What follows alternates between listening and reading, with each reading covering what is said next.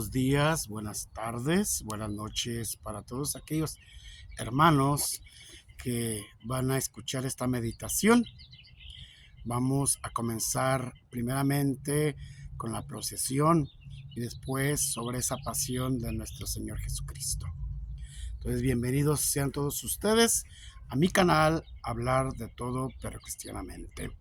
Pidámosle al Espíritu Santo que nos ilumine, que nos dé la fortaleza para seguir adelante y en esa sintonía de Dios seguir con estas meditaciones. Bienvenidos sean todos ustedes. Espíritu Santo, fuente de luz, ilumínanos. Espíritu Santo, fuente de luz, ilumínanos. En nombre del Padre, en nombre del Hijo, en nombre del Espíritu Santo. Amén. Bueno, pues en este domingo de Ramos, de la pasión de nuestro Señor Jesucristo, vamos a escuchar este evangelio de San Lucas en la entrada triunfante a Jerusalén. En aquel tiempo, Jesús, acompañado de sus discípulos, iba camino de Jerusalén, y al acercarse a Betfagé y a Betania, junto al monte llamado de los Olivos, envió a 2 de sus discípulos diciéndoles: vayan al caserío que está frente a ustedes. Al entrar encontrarán atado un burrito que nadie ha montado todavía. Desátenlo y tráiganlo aquí. Si alguien les pregunta por qué lo desatan, díganle: el Señor lo necesita. Fueron y encontraron todo como el Señor les había dicho. Mientras desataban el burro, los dueños le preguntaron: ¿por qué lo desamarran? Ellos contestaron: el Señor lo necesita. Se llevaron pues el burro, le echaron encima los mantos e hicieron que Jesús montara en él. Conforme iba avanzando, la gente tapizaba el camino con sus mantos, y cuando ya estaba cerca la bajada del monte de los Olivos, la multitud de discípulos entusiasmados se pusieron a alabar a Dios a gritos por todos los prodigios que había visto, diciendo: bendito el Rey que viene en nombre del Señor, paz en el cielo y gloria en las alturas. Algunos fariseos que iban entre la gente le dijeron: Maestro, reprende a tus discípulos. Él le replicó: les aseguro que si ellos se callan, gritan las piedras. Palabra del Señor. Qué interesante, porque hemos comenzado esa travesía. Después de habernos preparado durante 40 días, aunque todavía no termina la cuaresma, ya lo hemos visto en algunos de los videos que el apologeta Salvador Sandoval y un servidor hemos visto. Comenzamos esta Semana Mayor, lunes, martes, miércoles y con el Tríodo Pascual. Hoy, en este domingo de Ramos, una tradición antiquísima, pues vamos a ver algunos elementos muy importantes. Y ante todo, como el Señor tiene esa costumbre de entrar al lugar donde va a ser totalmente martirizado, Jerusalén. La ley mandaba que todo israelita mayor de 12 años debía ir a la ciudad santa a la fiesta de Pascua. Y además de los israelitas, eran muchos los miles de personas fervorosos en la religión, que iban desde otros países a adorar al Dios de Israel. La ciudad era un hervidero de gente, y Jesús no pudo escoger otra fecha más importante que esta para hacer su entrada apoteóstica a la capital. Tendieron sus mantos. Era la costumbre popular para recibir a un gran jefe. Así lo recibían cuando llegaban las posesiones de su reino. Y así todavía reciben hoy en muchos pueblos de Oriente al jefe de la nación o del partido cuando llega a visitar una ciudad, colocando sus mantos por donde va a pasar su carruaje. Cortaban palmas. Hoy, en este día domingo, el sacerdote, antes de entrar al templo, en un lugar apropiado, fuera del atrio, hace la bendición de las palmas. Palmas benditas que se utilizan los católicos cristianos para ponerlas en sus casas y tenerlas como un sacramental. Cortaban palmas. Así recibían a sus grandes libertadores en Israel. Y aún así lo recibían ahora. Todos llevaban ramos en la mano y a cada hosana que gritan, todos levantaban las ramas y parecen un bosque que sube y baja. Bendito el que viene en el nombre del Señor. Es un saludo que según el Salmo 117 hay que dar a un peregrino cuando uno se alegra de recibirlo. ¡Hosana! Era un grito de exclamación y de petición de ayuda. Era un viva y un ayúdanos. Se lo gritaban a los grandes líderes cuando hacían su entrada triunfal. Hosana en las alturas. O sea, decíamos que este grito de aclamación y de petición de ayuda que nosotros lanzamos desde acá abajo, lo repitan también los espíritus en los cielos. El hosana era por lo general la aclamación de alegría, agradecimiento y petición de ayuda que los pueblos oprimidos debían dar a sus libertadores, a sus salvadores y sus reyes. Y en aquel momento lo estaban diciendo aquel que es y será para siempre Rey, Salvador y Libertador de todos los oprimidos del mundo. Qué interesante, ¿verdad? Ese hosana después se convierte crucifícalo, crucifícalo. Qué interesante. Nosotros católicos cristianos tenemos que ver por dónde estamos caminando. La multitud que lo acompañaba era muy numerosa. La ciudad estaba llena de gente venida de otras partes y era una oportunidad maravillosa para presentarle como el enviado de Dios. Cada uno volvería a su casa a contar lo que había presenciado en aquella gran semana, y esta noticia llegaría a muchos países. Esta entrada nos demuestra el gran coraje de Jesús.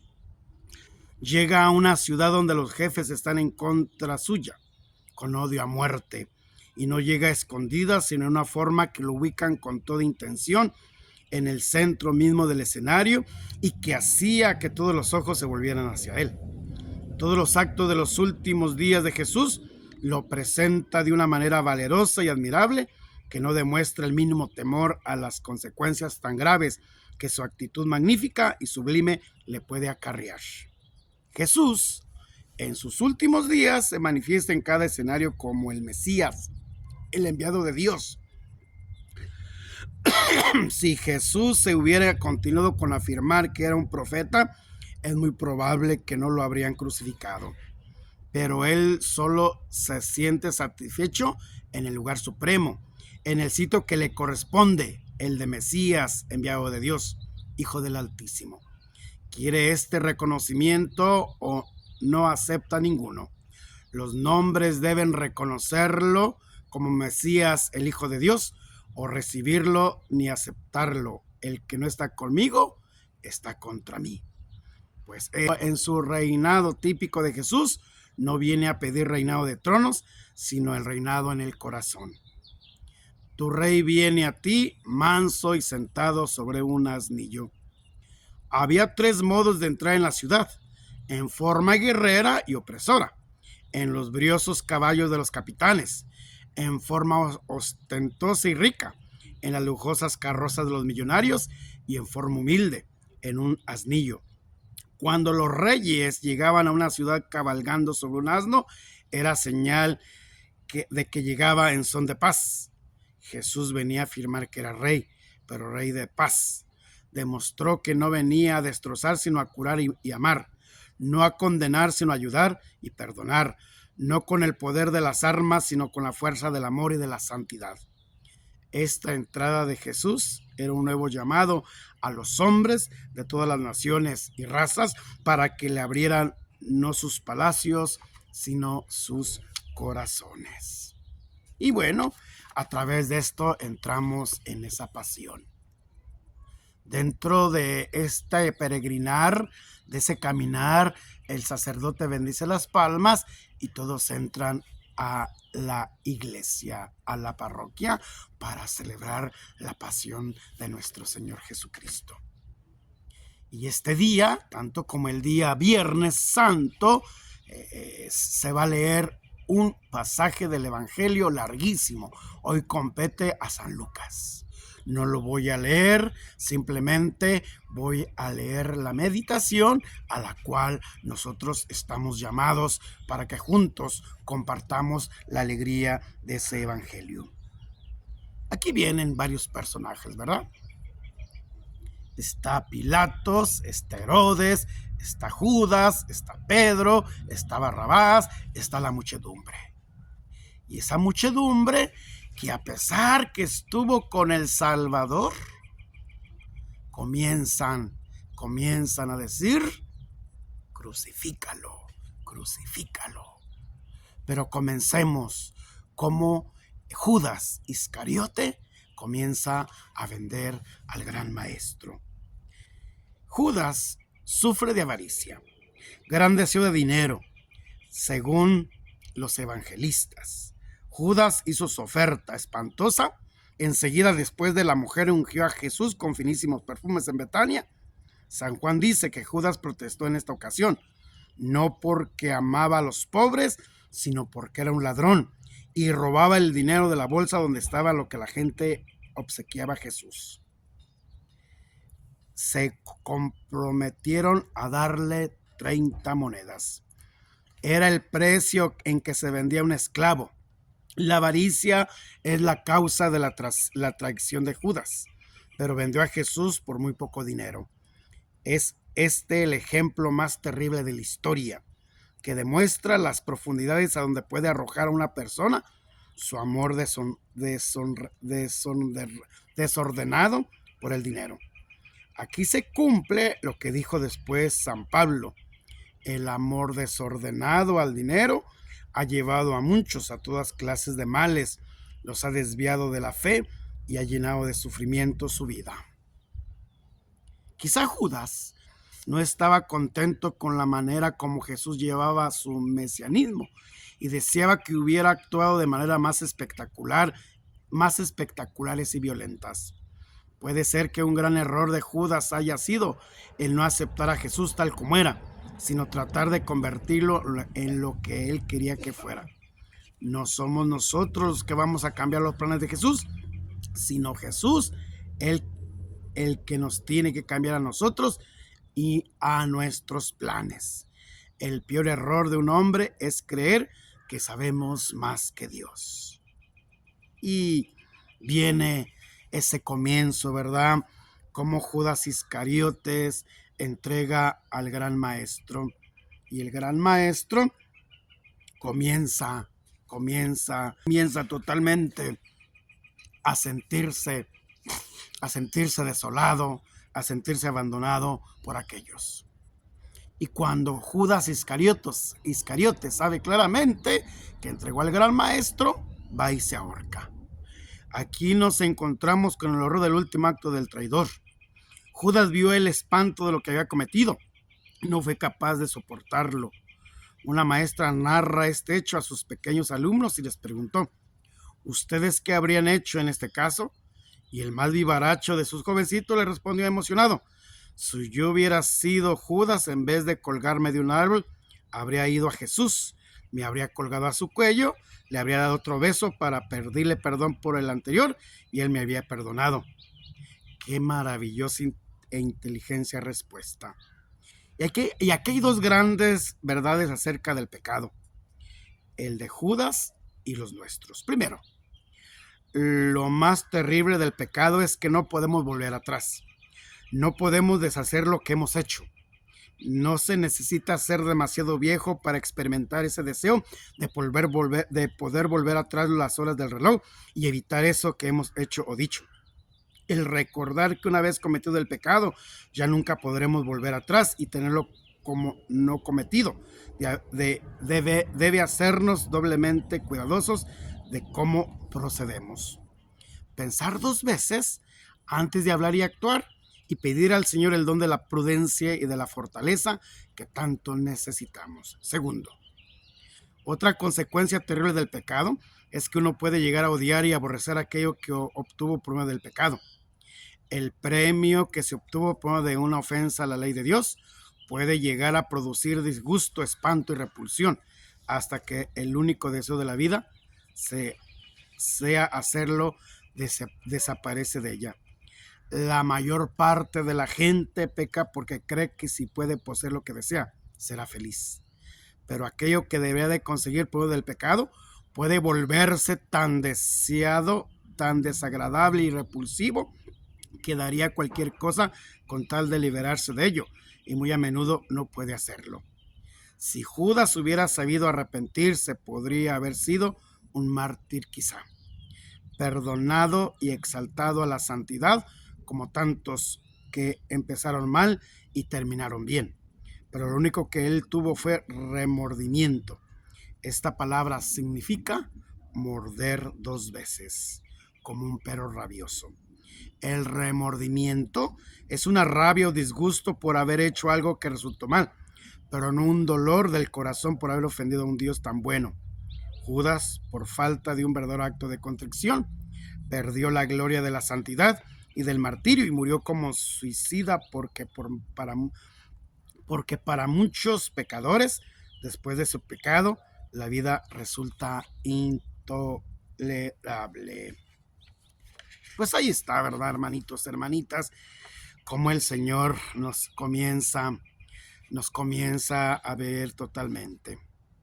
Todos somos Pedro. Todos somos Pedro porque nosotros hemos negado al Maestro.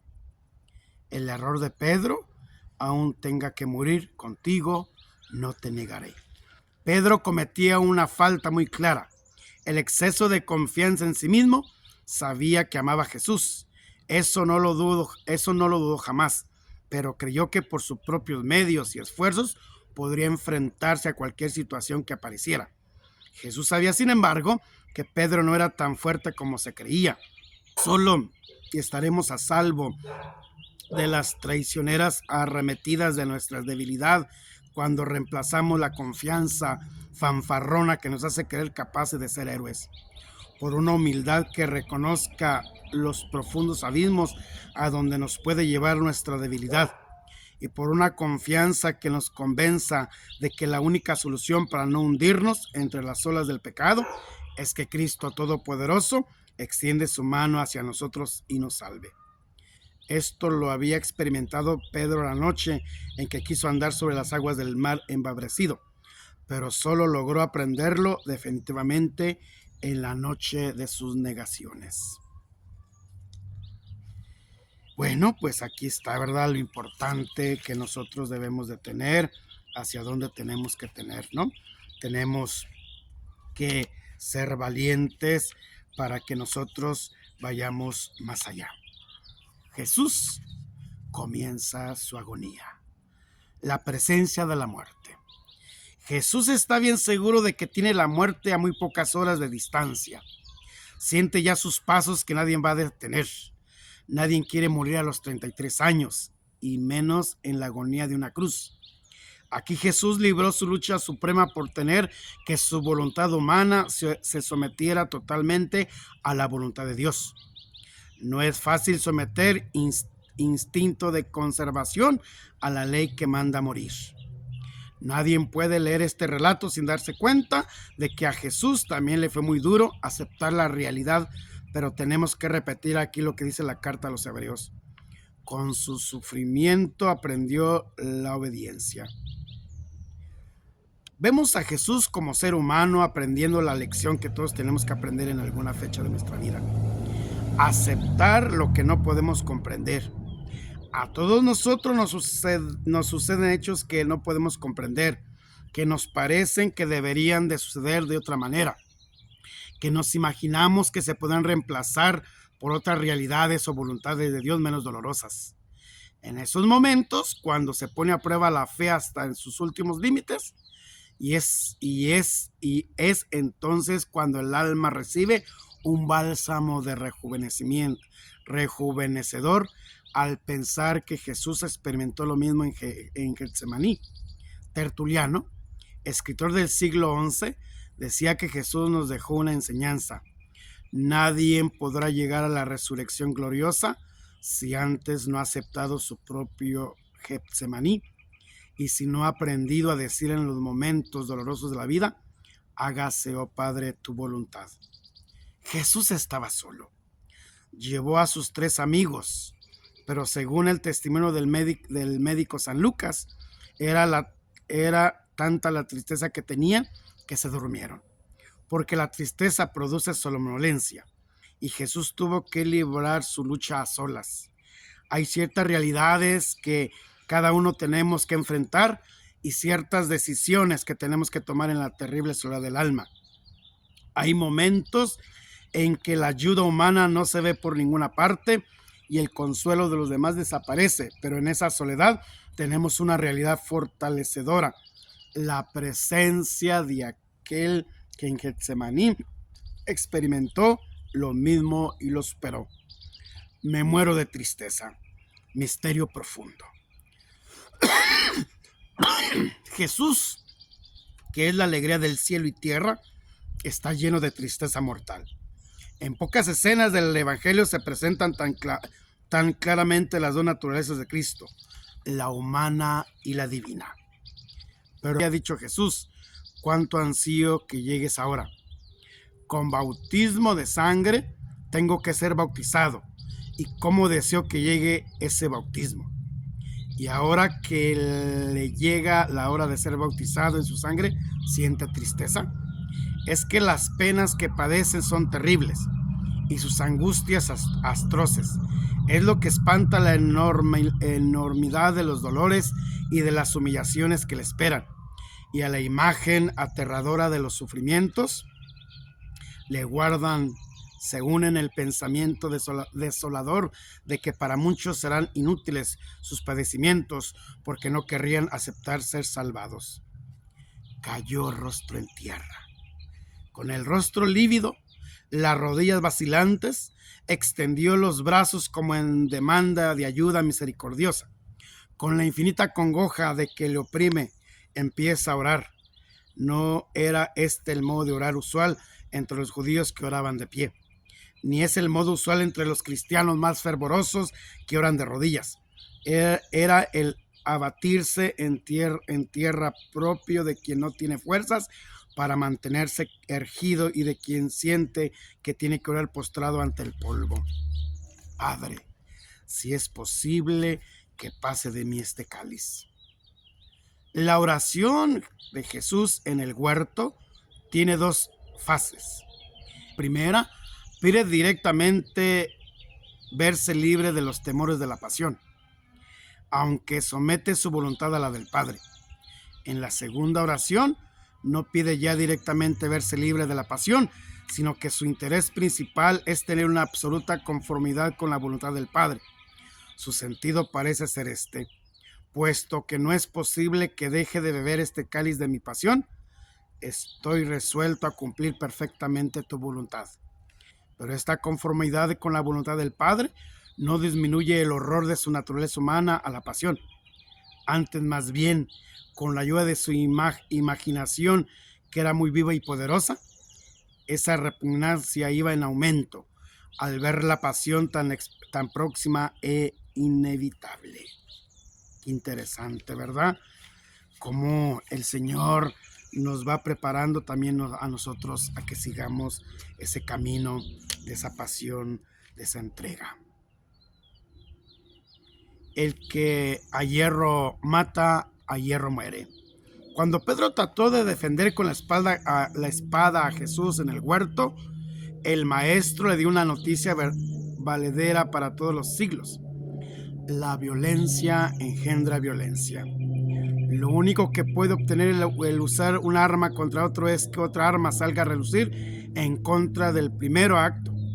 Jesús sabía que la violencia, la guerra, la crueldad y el odio no arregla nada, sino que producen una cadena incalcable de males y una serie de criaturas amargadas por el resentimiento y el deseo de venganza.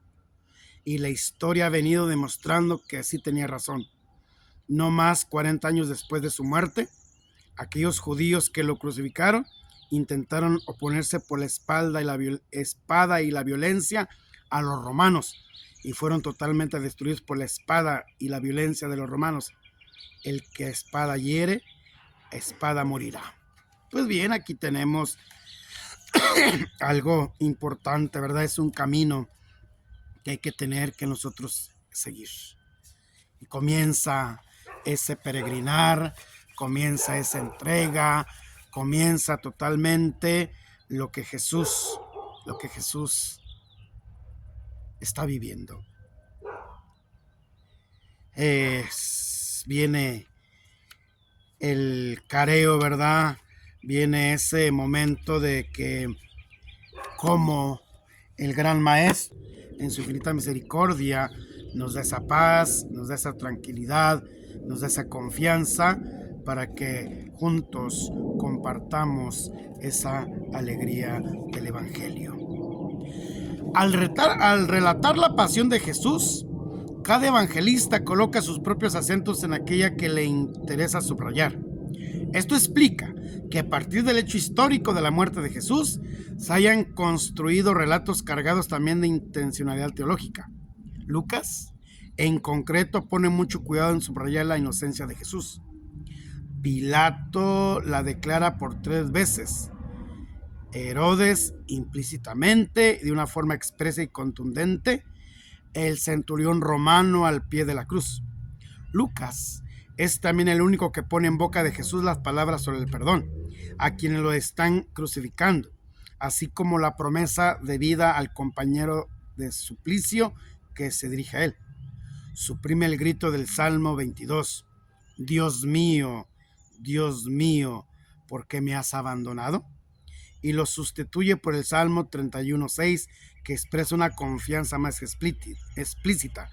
En tus manos encomiendo mi vida.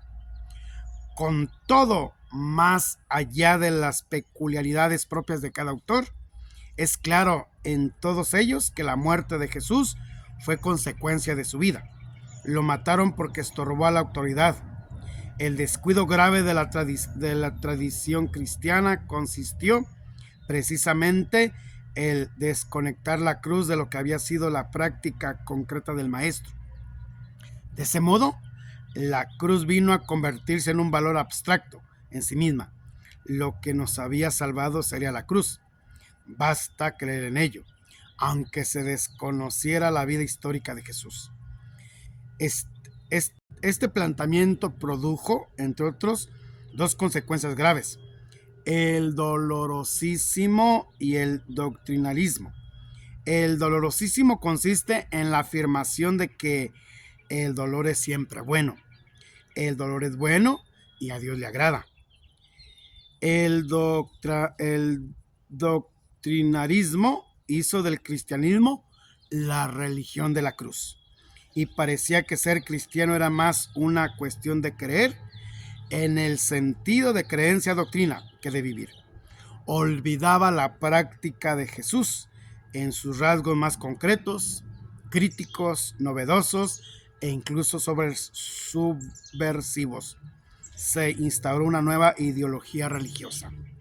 Frente a ambos riesgos, de matriz eminentemente religiosa y heroica, aparte de mítica, haríamos bien en recuperar la sencillez del Evangelio y la práctica de Jesús, que me parece van en la dirección de los sabios versos del gran poeta Antonio Machado. Y más que un hombre al uso que sabe de su doctrina, soy en el buen sentido de la palabra bueno. La cruz contiene el relato de un hombre bueno, que es aplastado por un poder político y religioso inhumano. Es por eso también un grito contra toda injusticia y de solidaridad contra todos los crucificados. Pues bien, ahí está, hermanos, a vivir todos totalmente esta pasión de nuestro Señor Jesucristo. Vivamos con fe, vivamos con esperanza la pasión de Jesucristo nuestro Señor en este tiempo de gracia. Yo sé que en este siglo XXI es muy difícil vivir el silencio, es muy difícil vivir en oración, es muy difícil vivir el ayuno por tantas cuestiones que el mundo nos ofrece, pero hagamos el intento. Hagamos el intento, quizás si utilizo las redes sociales durante 8, 12 horas, 4 horas, durante estos días, por lo menos un día, una vez o una hora diaria. Si se puede, ¿verdad? Quizá los que están en las redes sociales tienen que grabar, tienen que hacer esto, no importa, hazlo. Terminando eso, se termina y dejo el celular para otro día. La televisión, todo aquello que nos inquieta, todo aquello que nos aparta de reflexionar, asimilar este maravilloso tiempo de Semana Santa, la Semana Mayor, para que el tríodo pascual, el Jueves Santo, el gran misterio de la Eucaristía, el sacerdocio, lavatorio de los pies, el traslado del Santísimo, y el Jueves Santo, el Viernes Santo, Via Crucis, la Pasión, las 7 palabras, el silencio, la procesión del silencio con la Madre Dolorosa, y el sábado en la espera de lo que Cristo prometió para cada uno de nosotros, la resurrección. Con alegría, con entusiasmo, vivamos esta Semana Mayor, este tríodo pascual, para que juntos compartamos esa alegría del Evangelio. Perdón, Señor, perdón. Perdón, Señor, perdón. Padre nuestro que estás en el cielo, santificado sea tu nombre. Venga a nosotros tu reino, hágase tu voluntad en la tierra como en el cielo. Danos hoy nuestro pan de cada día, perdona nuestras ofensas, como también nosotros perdonamos a los que nos ofenden. No nos dejes caer en la tentación y líbranos del mal. Amén. Dios te salve María, llena eres de gracia, el Señor es contigo. Bendita eres entre todas las mujeres y bendito es el fruto de tu vientre Jesús. Santa María, Madre de Dios y Madre nuestra, ruega Señor por los pecadores, ahora y en la hora de nuestra muerte. Amén. Pues bien, hermanitos, pues hay que vivir esta Semana Mayor para que compartamos esa alegría del Evangelio. Su amigo, autor, sacerdote, Pablo de Tarso. Suscríbanse para llegar a más. Ya casi llego a 1000, todavía me faltan 80 para llegar a 1000. Ojalá que ustedes me den el gane, que el Señor los bendiga abundantemente. En nombre del Padre, del Hijo y del Espíritu Santo. Amén. Bueno, su amigo Pablo de Tarso, denle like. Suscríbanse a mi canal, compartan para hacer más el Evangelio llegue a más personas. Nos vemos hasta la próxima semana. Vamos a hacer la meditación del tríodo pascual el Jueves Santo, Viernes Santo, Sábado de Gloria y el día de la gran resurrección de Cristo. Nos vemos hasta el próximo video. Bendiciones.